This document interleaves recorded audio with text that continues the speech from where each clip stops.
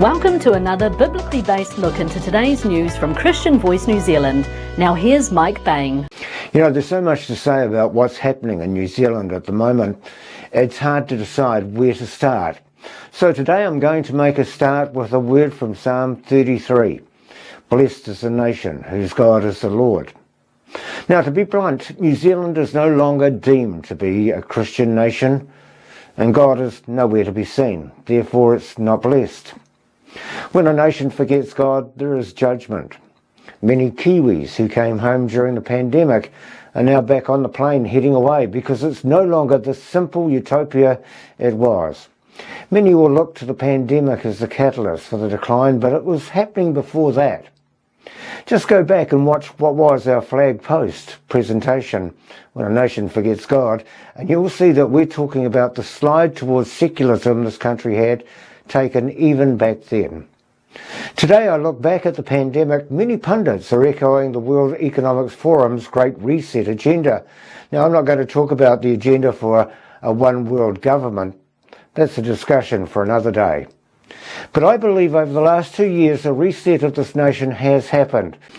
We've seen the increase in lawlessness, the increase in abortion, the increase in suicides, and the increases in the lack of kids being educated via the school system, and an increase in commodities like petrol and food, and so it just goes on and on and on. The one thing which stands out for me is the increase in losses in one season the All Blacks have endured. Now, I know times are tough, but now we have an increase in the official cash rate, leading to economic pressures on everyone through inflation.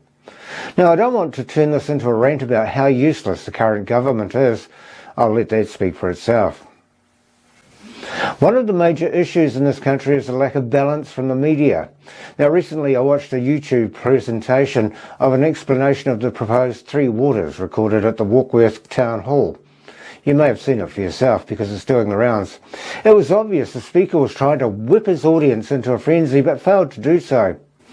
To me, there's a huge difference in being factually correct and being a racist with some idea that the good people of Warkworth would support. Like many, I'm not in favour of the proposed model of co-governance for water or anything else. But as a nation, we address issues in a respectful way, and when it comes to dealing with the past, we have the Waitangi Tribunal. Now, the chap in Warkworth also made mention of the corrupt mainstream media and its $55 million deal with the government. As a former member of the Fourth Estate, I'm urging editors of news organisations to get back to their core business, reporting the news in a balanced way rather than publish one-sided opinion pieces from contributors who are politically leaning one way or the other. We now live in a country where we can legally terminate the lives of the unborn child right up to birth, and legally terminate the lives of the elderly and then celebrate individual cases in the media. Now we have politicians pointing the finger at parents and school principals for not taking responsibility of bringing up their children. I was surprised to think this politician had a backbone to go against the norm, where it's been understood for far too long where raising, clothing, feeding and housing our children has been the responsibility of the government. Now, in the Bible, we read about how the early prophet Jeremiah wept for the Israel nation when his people were taken into captivity and exile to Babylon. You know, that's exactly how I feel about our nation and the state it's in, and how it happened so quickly. But I'm emboldened by Paul's words to Timothy in 2 Timothy chapter 3, when he explained that in the final days, note that, in the final days of our time, we would see disobedience in great volumes to parents. People would love themselves. They'd love money. They'd be proud. They'd be boastful, conceited, treacherous. Hey, you all know the scripture. But like I said, there's a lot happening in our country. And one of these is a lack of communication. How we get it and how we consume it. This message may fall on deaf ears, but even if you're living in your own world of fantasy, you must have noticed that this nation is not right. If we're to take the lead from our government, if it makes you feel better, then we must blame everyone else for the downturn in our fortunes.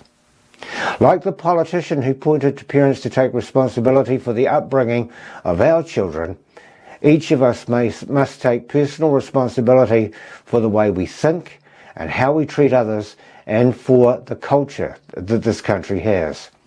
Our country is a mess.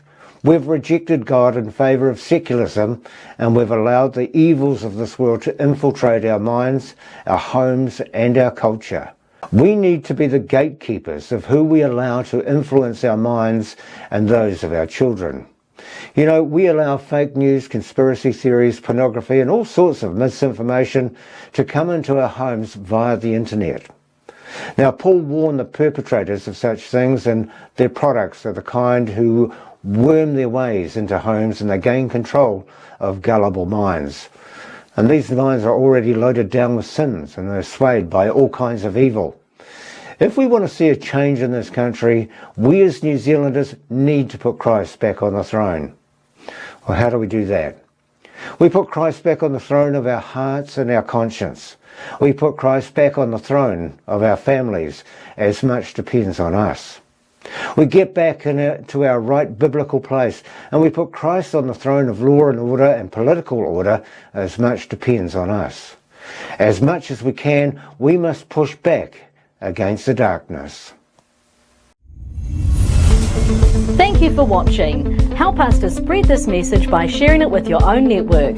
If you want to see more messages like this one, simply hit the subscribe button. For more information about our work, or if you'll move to donate, jump online to our website, christianvoicenewzealand.com.